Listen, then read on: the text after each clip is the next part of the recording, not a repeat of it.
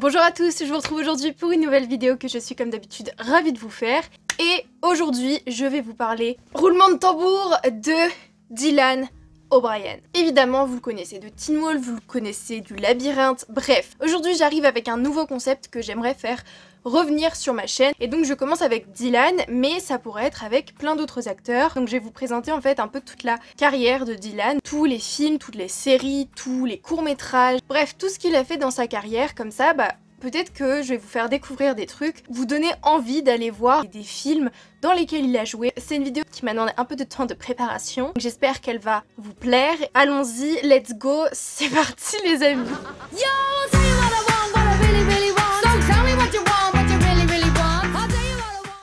Dylan fait donc son tout début de carrière le 20 septembre 2006 lorsqu'il poste sa toute première vidéo sur sa chaîne YouTube. Et durant plusieurs années, il continuera à poster de temps à autre sur cette fameuse chaîne YouTube qui s'appelle Movie Kid 826 et qui est toujours disponible sur YouTube, donc allez la voir si jamais vous ne la connaissez pas. Maintenant, on va parler du réel début de carrière de Dylan dans l'industrie du cinéma. Comme vous le savez, de 2011 à 2017, il incarne le personnage de Styles dans la série Teen Wolf diffusée sur la chaîne MTV. Styles, c'est donc le copain super attachant, super drôle de Scott, le loup-garou. Mais lui, il n'a aucune propriété magique. La première vidéo de ma chaîne était d'ailleurs les petites choses à savoir sur Styles Stilinski, donc si vous ne l'avez pas vue, allez la voir, je vous la mets dans le petit i en haut de l'écran. Et du coup, si jamais vous voulez voir cette série Teen Wolf, si vous ne l'avez jamais vue, elle est désormais disponible sur Netflix. En 2011, il apparaît également dans le court-métrage Charlie Brown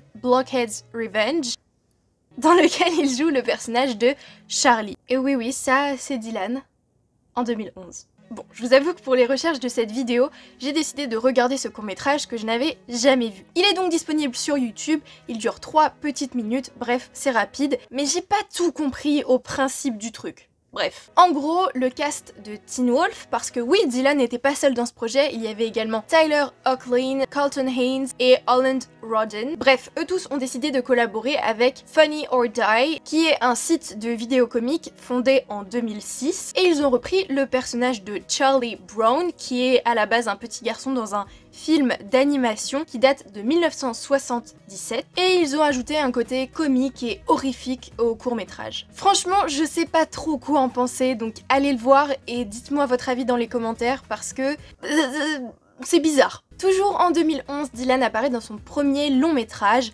High Road, dans lequel il incarne le personnage de Jimmy. Il s'agit donc d'une comédie américaine qui se concentre sur le personnage de Glenn, un ancien batteur dans un groupe de musique qui maintenant vend de la drogue. Il devient ami avec son voisin qui est Jimmy, donc Dylan, un ado super rebelle qui déteste l'école. Bref, après des galères avec la vente de drogue, un Glenn qui a failli se faire arrêter par la police, les deux jeunes décident de partir vers l'inconnu sur la route en voiture. Et après, je vous raconte pas toute l'histoire non plus. Petite information qui a son importance, ce film est improvisé, c'est-à-dire qu'aucun texte n'avait été écrit au préalable et que, si j'ai bien compris, les acteurs ont en fait développé, créé le scénario eux-mêmes. En 2012, Dylan joue le personnage de Dave dans le film The First Time. Il s'agit donc d'une comédie romantique américaine dans laquelle on suit le personnage de Dave, un jeune super timide et fou amoureux d'une fille très superficielle et qui ne voit en lui qu'un confident finalement. Cependant, pendant une soirée, Dave va rencontrer une autre jeune fille qui s'appelle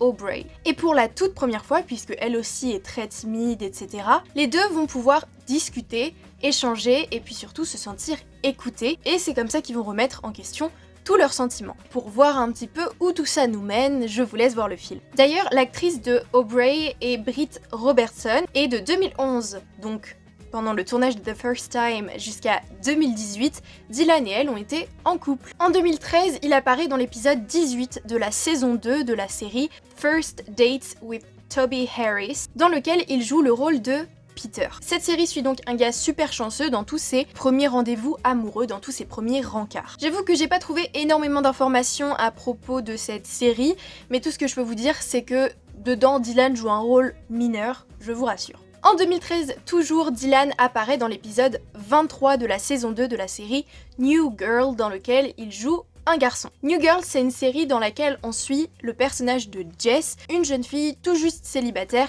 qui va s'installer en colocation avec 3 hommes qu'elle ne connaît pas en plein Los Angeles. Et du coup, dans l'épisode 23, Dylan joue un personnage du passé du personnage, c'est-à-dire tout simplement qu'on le voit seulement dans des flashbacks. Et ainsi, grâce à ces flashbacks, on comprend que c'est avec ce fameux garçon que Jess a perdu sa virginité. Oui, parce que l'épisode 23 de la saison 2 s'appelle un truc comme toutes nos premières fois, je sais plus, un truc comme ça. Mais en gros, vous avez très bien compris autour de quoi ça va tourner.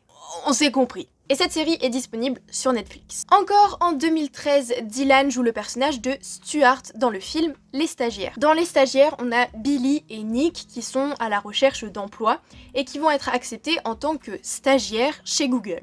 Rien que ça. Et faut savoir qu'ils sont pas tout jeunes, donc c'est des stagiaires un peu vieux, ce qui crée aussi le comique du truc. Bref, là-bas, ils vont se lier d'amitié avec d'autres stagiaires, comme Yo-Yo, Neya ou Stuart. Et du coup, pour savoir qui va rester dans la boîte ou qui va devoir dégager, il y a des espèces de petites épreuves au fur et à mesure du stage, et notamment à un moment, un Quidditch version Moldu. Donc là, on mêle Harry Potter, le Quidditch, etc. avec Dylan. Vous faites ce que vous voulez avec cette information, mais moi j'aime bien. Et du coup, le personnage de Stuart dans ce film, c'est vraiment le cliché de la nouvelle génération. Il est accro à son téléphone, accro aux écrans, mais du coup, il est hyper doué dans tout ce qui est réseaux sociaux, tout ce qui est informatique, etc. Là-dedans, il est très doué. On arrive en 2014 où en 2014 où Dylan va jouer le rôle de Thomas dans le film Le Labyrinthe. Est-ce que j'ai vraiment besoin de vous le présenter? Je ne pense pas. En tout cas, j'ai fait une vidéo des petites choses à savoir sur Thomas dans Le Labyrinthe et je vous la mets encore une fois dans le petit i si vous voulez aller la voir. Mais juste pour vous dire, ça a été son premier gros succès au cinéma, c'est vraiment ce qu'il a exposé. Et du coup, dans sa lancée, on continue avec la sortie de La Terre Brûlée en 2015, dans lequel il joue évidemment toujours le rôle de Thomas. On passe en 2016 où Dylan va jouer le rôle de Caleb dans le film Deepwater. Deepwater, c'est un film catastrophe inspiré de faits réels puisque ça reprend l'explosion de la plateforme pétrolière Deepwater Horizon qui est survenue le 20 avril 2010. Et Caleb, c'est donc le plus jeune membre de l'équipage sur cette plateforme. Donc, comme j'ai dit, c'est inspiré de faits réels et surtout les effets visuels sont tout bonnement incroyables. Tu dois m'emmener à la passerelle, Mike.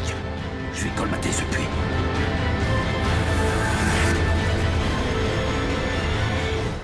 En 2017 sort le film American Assassin dans lequel Dylan joue le rôle de Mitch. Ce film est incroyable, je l'aime beaucoup trop, clairement c'est un de mes films préférés avec Dylan. Mitch est donc avec sa petite copine sur une plage lorsqu'un attentat survient. Il perd donc un être qui lui est cher et il décide de s'entraîner comme un malade pour aller se venger des terroristes. Finalement, il se fait récupérer, recruté par la CIA, donc il va suivre un entraînement toujours très intensif mais un peu différent. Et après, je peux pas trop vous en dire. Il est génial, allez le voir, j'adore. Et en 2018, après des complications sur le tournage, encore une fois, allez voir ma vidéo, sort malheureusement le dernier opus de la saga Le Labyrinthe. Et c'est là qu'on se met à pleurer. En 2018, toujours, on retrouve la voix de Dylan seulement dans le film Bumblebee. C'est un film de science-fiction qui reprend, si je ne me trompe pas, la saga Transformers. Du coup, l'histoire, en gros du gros, c'est celle de Charlie Watson, qui va trouver, juste avant ses 18 ans, une B127. Donc c'est une petite voiture coccinelle jaune. Et puis, lorsqu'elle va tenter de la réparer dans son garage, elle va se rendre compte qu'il ne s'agit pas seulement d'une voiture, mais d'un robot. Et c'est à ce moment-là qu'elle va le surnommer Bumblebee. Et autour de ça, il va se créer une relation entre ce robot et cette jeune fille. Et comme vous l'aurez compris, Dylan fait la voix du robot Bumblebee. En 2019, on retrouve Dylan dans la série Weird City. Il joue le rôle de Stu Maxum dans l'épisode 1 qui s'appelle The One. Ça se passe donc dans une ville futuriste dans laquelle il y a une organisation qui s'appelle The One That's The One. Le but de cette organisation étant de poser des questions très spécifiques et un peu bizarres et de faire passer des tests ADN à des personnes pour créer